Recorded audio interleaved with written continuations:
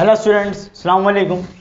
तो पिछले लेक्चर में हमने addition of vector class 11 chapter 2 में एक लेक्चर किया था कि addition of vector by rectangular component method, जो कि एक डेरिवेशन थी, बहुत इंपॉर्टेंट थी, लॉन्ग में आती है। इसी तरीके से आज हम डेरिवेशन करने जा रहे हैं लॉ ऑफ कोसाइन की, जो कि बहुत इंपॉर्टेंट है। मैंने आपको बताया थी दो डेरिवेशन बड़ी इंपॉर्टेंट होती हैं, लॉन्ग में आती हैं। तो चलिए स्टार्ट करते हैं।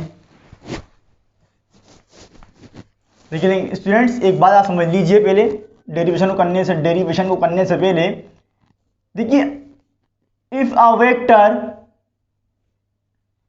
x between x and y axis, अगर कोई वेक्टर x और y एक्सिस के दरमियान लगता है इस तरीके से, तो इसका x कंपोनेंट भी होता है और वर्टिकल कंपोनेंट भी होता है। लेकिन if a vector x along x axis, लेकिन कोई वेक्टर अगर डायरेक्ट x एक्सिस पर लगता है इस तरीके से, ये कोई वेक्टर है a, कैसे लग रहा है? x एक्सिस पर, तो याद रखिएगा इसका जो x कंपोनेंट होता है वो खुद वेक्टर a के बराबर होता है और y कंपोनेंट 0 होगा। और जाहिर सी बात है, दिखने ही पता लग रहा है एक्स और वाई कंपोनेंट होने के लिए थोड़ा सा आड़ा होना जरूरी, थोड़ा सा एंगल में होना जरूरी है, जिस तरीके से ये है। अभी क्या डायरेक्ट वेक्टर एक्स पे लगा हुआ है, इसका एक्स कंपोनेंट तो होगा एक ए एक्स, लेकिन वो एक्स कंपोनेंट किसके बराबर? खुद वेक्टर ए के बराबर होगा। और वाई कंपोनेंट क्या होगा? 0 होगा। इसी तरीके से if a vector x along y axis, अगर कोई वेक्टर y एक्सिस पर एक्ट कर रहा है इस तरीके से, ये कोई वेक्टर a है और ये y एक्सिस पर एक्ट कर रहा है, क्या इसका y कंपोनेंट होगा? बिल्कुल होगा। इसका y कंपोनेंट तो होगा, लेकिन y कंपोनेंट खुद किसके बराबर होगा? वेक्टर a के बराबर होगा। एक्स कंपोनेंट कोई है इसके अंदर क्या? लेकिन ना एक्स एक्सिस पर, सिर्फ वाई एक्सिस पर लग रहा है। एक्स कंपोनेंट क्या होगा? 0 होगा। ये बातें आपको थोड़ी सी समझानी थी। और एमसीक्यूज में आता भी है कि भाई आपसे एमसीक्यू में बोल देगा भाई if a vector of 100 Newton x along x axis, कि भाई 100 न्यूटन का वेक्टर है, 100 न्यूटन की फोर्स है, एक्स एक्सिस पर लग रही है, वाई कंपोनेंट क्या होगा? तो बच्चे कंफ्यूज हो जाते हैं यार क्या होगा। याद रखिएगा, कोई कितना भी मैग्नीट्यूड को ना दे दे, कोई भी वेक्टर अगर किसी एक एक्सिस पर लगता है तो दूसरा कंपोनेंट 0 हो जाए। जैसे कि अगर एक्स एक्सिस पर लग रहा है तो वाई कंपोनेंट 0 होगा, वाई एक्सिस पर लग रहा है तो एक्स कंपोनेंट 0 होगा। ये बातें आपको समझानी थी। अब करते हैं हम अपनी डेरिवेशन स्टार्ट। पहले इसको मिटा देते हैं, इसको कॉपी कर लीजिए ताकि डेरिवेशन पूरी एक बोर्ड पर आ जाए। इसे कॉपी कर लीजिए ताकि इसको मिटा दें, पोस्ट करके कॉपी कर लीजिएगा। अब हम जो डेरिवेशन करने जा रहे हैं लॉ ऑफ कोसाइन, ये आपकी लॉन्ग सवालों में बड़ी इंपॉर्टेंट है। लॉ ऑफ कोसाइन देखिए भाई, for two unequal vectors, for two unequal vectors A and B, जिसको हमने ए और बी का बोला कि भाई दो अनइक्वल वेक्टर्स हैं A and B, the magnitude of their resultant, the magnitude of their resultant will be under root A square plus B square plus 2ab cos theta. This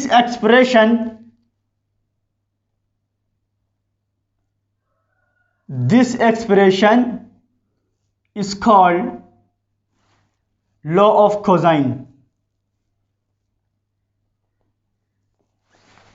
दो अनइक्वल वेक्टर्स हो, जिसे हमने ए और B कहते, कोई से भी हो सकते हैं, उनके रिजल्टेंट का जो मैग्नीट्यूड होता है उसकी एक्सप्रेशन ये होती है, और इसी एक्सप्रेशन को लॉ ऑफ कोसाइन कहते हैं, जो कि हम ड्राइव करने जा रहे हैं। तो देखिए भाई, डेरिवेशन की हेडिंग डालिए, ड्राइव करते हैं इसे हम।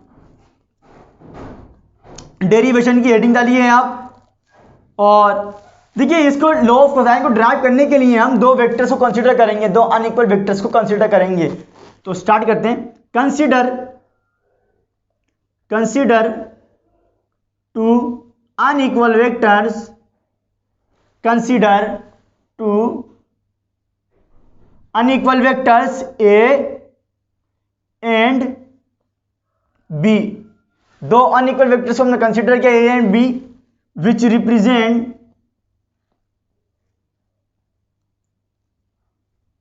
represents the two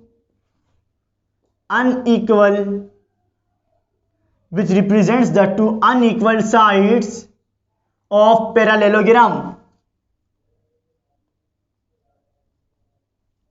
The diagonal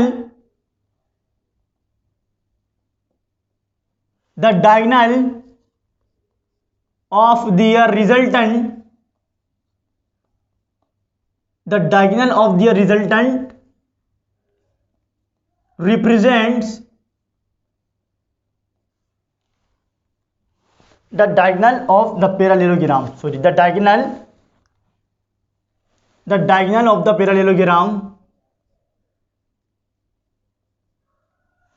The diagonal of the parallelogram, represents resultant vector, जिसको मैं क्या बोला, आर। तो ये हमने कंसीडर किया भाई डेरिवेशन करने के लिए। दो अनइक्वल वेक्टर्स को हमने कंसीडर किया, A and B, which represents the two unequal sides of parallelogram, जो पैरेललोग्राम की दो अनइक्वल साइड्स को रिप्रेजेंट कर रहे हैं। The diagonal of the parallelogram, और जो पैरेललोग्राम को जो डायगोनल है वो रिजल्टेंट वेक्टर को कंसीडर कर रहा है। स्टूडेंट जरा एक बात बताइए कि पैरेललोग्राम किसे कहते हैं? देखिए, एक तो होता है रेक्टेंगल जो चारों तरफ से बराबर होता है, सॉरी स्क्वायर जो चारों तरफ से बराबर होता है, और एक होता है रेक्टेंगल थोड़ा सा बड़ा होता है। रेक्टेंगल किसे कहते हैं? वो पैरेललोग्राम किसे कहते हैं? रेक्टेंगल की तरह ही होता है, लेकिन कैसा होता है? थोड़ा सा झुका हुआ होता है, थोड़ा सा झुका हुआ होता है। तो हमने वही कंसीडर किया यहां पर, और डायग्राम बनाकर दिखाएंगे, अभी आपको समझ में आएगा।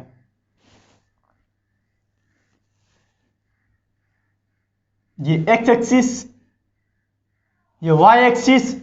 हमने क्या बोला है कि भाई हम दो अनइक्वल वेक्टर्स को कंसीडर कर रहे हैं।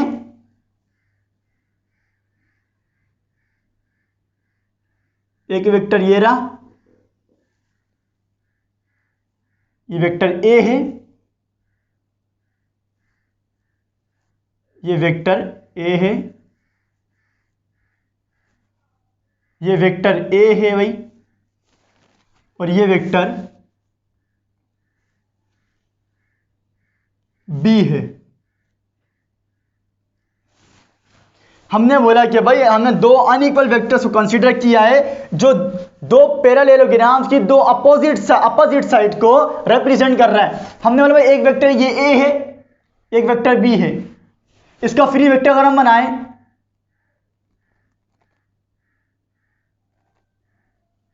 तो ये ऐसे बनेगा।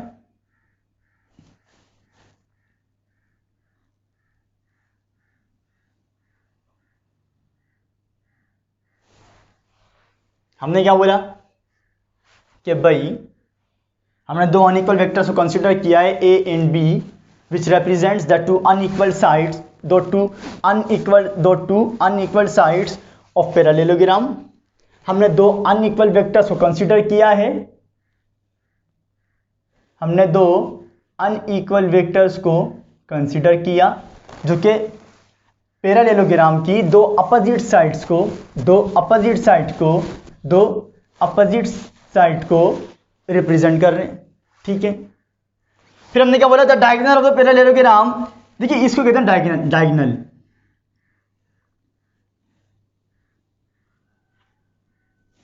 और पैरेललोग्राम की जो डायगोनल है वो रिजल्टेंट वेक्टर को रिप्रेजेंट कर रही है। ये रिजल्टेंट होगा भाई, बिल्कुल होगा।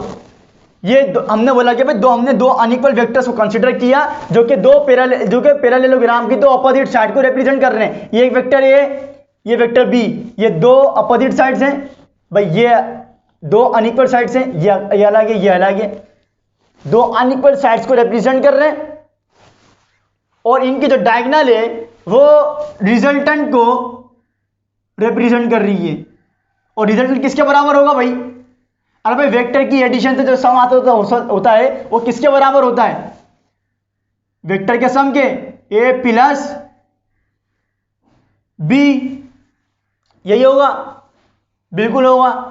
तो ये हमने डायग्राम बना के दिखाई कि भाई हमने दो अनइक्वल वेक्टर्स को कंसीडर किया जो पैरेललोग्राम की दो अनइक्वल साइड्स को रिप्रेजेंट कर रहे हैं और इनकी जो डायगोनल है वो रिजल्टेंट वेक्टर को कंसीडर कर रही है। अब हम लिखेंगे द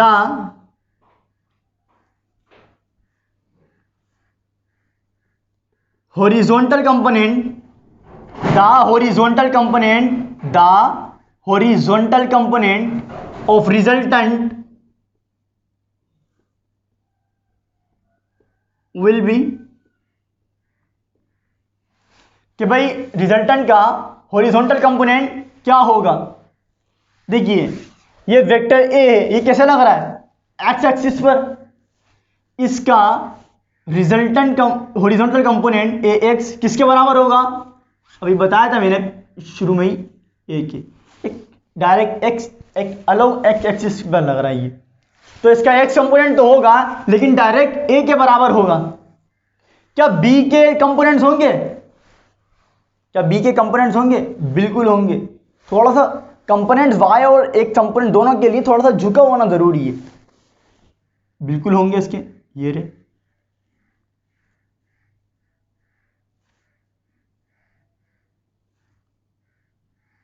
ये एक्स कंपोनेंट होगा भाई, ये बी एक्स और ये बी वाई।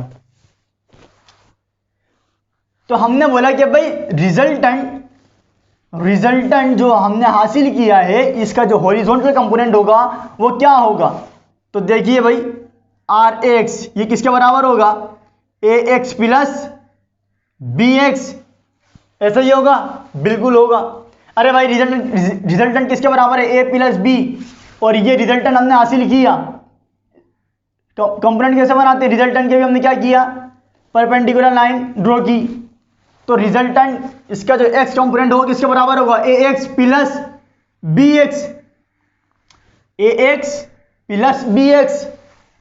और हमने बताया कि भाई ए एक्स खुद किसके बराबर है? ए के, ए प्लस बी एक्स, ठीक है। उसके बाद वर्टिकल कंपोनेंट की बात करें, the vertical component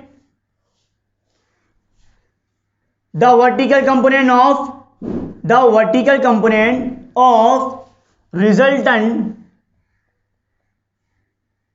will be कि रिजल्टेंट का वर्टिकल कंपोनेंट क्या होगा? तो आर वाई किसके बराबर होगा भाई? ए वाई प्लस बी वाई, ऐसा ही होगा। अब आर वाई ए वाई कंपोनेंट क्या है? जीरो, क्योंकि वेक्टर ए जो है एक्स एक्सिस पर एक्ट कर रहा है, ये तो जीरो प्लस बी वाई, ठीक है। तो आर वाई किसके बराबर है भाई? वर्टिकल कंपोनेंट बी वाई के। आर वाई कंपोनेंट तो होगा ना इसका, ये रहा आर वाई कंपोनेंट, ये रहा भाई परपेंडिकुलर लाने। अगर एक मैं इधर डायग्राम बनाकर दिखाऊंगा आपको, तो ये रिजल्टेंट है, रिजल्टेंट हासिल हुआ है। इसकी परपेंडिकुलर लाइन ड्रॉ की हमने, कंपोनेंट कैसे बनाते हैं बताया है, पूरा लेक्चर किया है। अगर नहीं देखा तो आप देख सकते हैं। ए एक्स और इतना कितना है? यहां से ये ए एक्स है और ये बी एक्स है, और ये पी वाई, बी वाई भी यही है, आर वाई भी यही है। तो रिजल्टेंट का वर्टिकल कंपोनेंट आर वाई किसके बराबर है, बी वाई के। समझ में आया इतना? ये आपने डायग्राम डेरिवेशन शुरू करनी है, यहां से ये पूरी डायग्राम समय सब बनाकर दिखाना है। लॉन्ग सवालों में आती डेरिवेशन ये। तो दो अनइक्वल वेक्टर्स को हमने कंसीडर किया था और क्या बोला कि भाई वो जो है दो अनइक्वल साइड्स को रिप्रेजेंट कर रही है पैरेललोग्राम की। पैरेललोग्राम थोड़ा बनाकर दिखाया, एक वेक्टर ए बी ये रहा, ये वेक्टर ए, सामने वाला भी वेक्टर क्या होगा भाई, ए ही होगा ना, ए ही होगा। ये भी दोनों क्या है, बी। वेक्टर तो एक ही है, लेकिन यहां पर भी हमने क्या बनाया, बी बना लिया। ये भी वेक्टर ए ही, ये भी वेक्टर ए ही है, लेकिन हमने यहां पर ही बना लिया, पैरेललोग्राम बनाया हमने, क्योंकि हमने बात क्या बोली है, पैरेललोग्राम को रिप्रेजेंट कर रहे हैं। और डायगोनल क्या है, किसको रिप्रेजेंट कर रही है, रिजल्टेंट को, जिसके बराबर है ए प्लस बी के। बाकी सारी बातें ये, अगर आपने addition of vector by rectangular component method की डेरिवेशन देखी है तो ये सब बातें आपको बड़ी आसानी के साथ समझ में आएंगी। तो आप वो डेरिवेशन लाजमी देखिए, और मैं आपको मशवरा दूंगा कि आप पहले वाली डेरिवेशन देखिए, उसके बाद इस डेरिवेशन पर आइए, तो आपको ज़्यादा बेहतर समझ में आएगा। बारह फिर भी हमने आपको समझाया है, द हॉरिजॉन्टल कंपोनेंट और रिजल्टेंट विल बी, रिजल्टेंट का जो हॉरिजॉन्टल कंपोनेंट होगा किसके बराबर होगा, ए एक्स प्लस बी एक्स। ए एक्स किसके बराबर है, खुद ए के। रिजल्टेंट का वर्टिकल कंपोनेंट किसके बराबर होगा, जिसको आर वाई बोला, ए वाई प्लस बी वाई। और ए वाई क्या है, 0, तो आर वाई किसके बराबर है, सिर्फ बी वाई के। तो कॉपी कीजिए, ये साइड रहने दीजिए, ये साइड कॉपी कर लीजिए, पॉज करके कॉपी कर लीजिएगा, पॉज करके कॉपी कर लीजिएगा।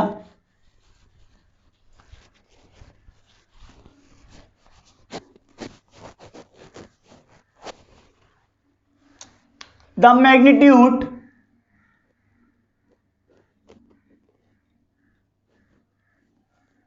of the resultant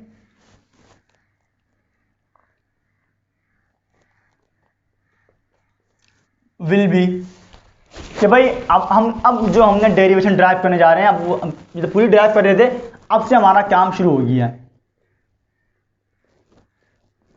the magnitude of resultant, देखिए मैग्नीट्यूड का फार्मूला तो एक ही होता है, किसी का भी हो, क्या होता है, वही X square plus B Y square.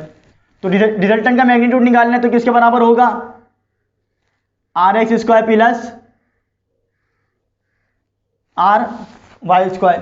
अच्छा ही होगा, क्योंकि आपको हमने एक डेरिवेशन ड्राइव करवाती है ना फोर्स की। मैग्नीट्यूड का फॉर्मूला क्या होता है, F X square plus F Y square. तो हर जगह यही फॉर्मूला होता है, चाहे रिजल्टेंट हो चाहे कोई भी वेक्टर हो। R X square plus R Y square,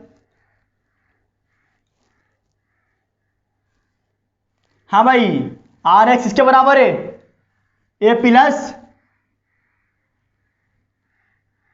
B x, और ऊपर क्या, स्क्वायर स्क्वायर। आर वाई किसके बराबर है, बी वाई के, बी वाई का स्क्वायर।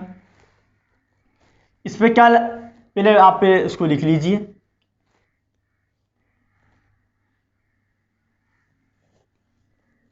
ए प्लस बी एक्स किसके बराबर होता है भाई, बी कोस थीटा। ये सब आपको बताया था हमने डेरिवेशन में, जब हमने फोर्स वाली जब हमने इसकी एक्स कंपोनेंट की डेरिवेशन ड्राइव करी थी, एक्स की जगह क्या आता है, कोस आता है एक्स वाली में। तो बी एक्स इसके बराबर है बी कोस थीटा, और बी वाई, वाई की जगह साइन थीटा और ऊपर स्क्वायर। ठीक है, रिजल्टेंट, हाँ भाई अब यहां पे क्या लग रहा है, ए प्लस बी के होल स्क्वायर का फॉर्मूला, तो लगा लीजिए, ए स्क्वायर प्लस 2ab, क्या फॉर्मूला होता है, A square plus 2ab plus B square. A square की जगह A square plus 2ab, 2ab cos theta, 2ab cos theta plus B square, B का यहां पर क्या है, बी, तो बी स्क्वायर और cos थीटा का स्क्वायर प्लस इसके ऊपर भी स्क्वायर है, तो B square B square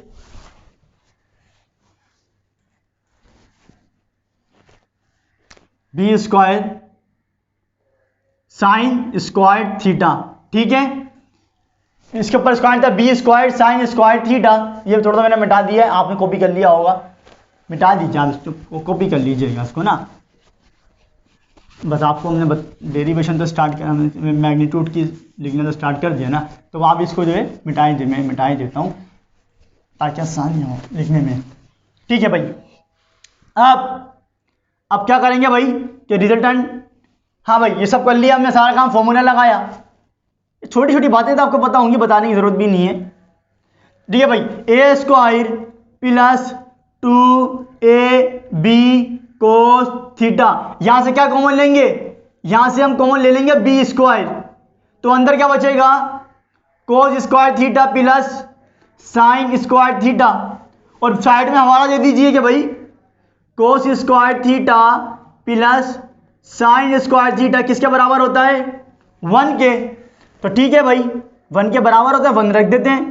resultant किसके बराबर है A square plus 2ab cos theta plus B square cos square theta plus sine square theta किसके बराबर है 1 के, तो 1 से मल्टीप्लाई हुआ तो 1 की क्या आ जाएगा, डायरेक्ट बी स्क्वायर आ जाएगा, ऐसा ही होगा।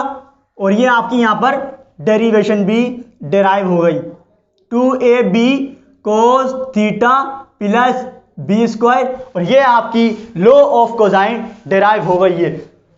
तो जहां से डेरिवेशन स्टार्ट करी थी आप दोबारा रिवाइज करके देख लीजिएगा, कुछ ना समझ में आए, उसके बाद भी कुछ ना समझ में आए तो कमेंट में पूछ लीजिएगा। ये हमारी डेरिवेशन थी और बहुत ही इंपॉर्टेंट डेरिवेशन है आपकी, एक addition of vector by rectangular component method और addition of vector by law of cosine, ये आपकी बहुत ही इंपॉर्टेंट डेरिवेशन है। दोनों डेरिवेशन कराएंगे, दोनों के दोनों लॉन्ग में आती हैं, बहुत इंपॉर्टेंट डेरिवेशन है addition of vector by rectangular component method, भी लाजमी देखिएगा। कुछ समझ में ना आए तो कमेंट में पूछ लीजिएगा। पढ़ाई करते रहिए। अल्लाह हाफिज़।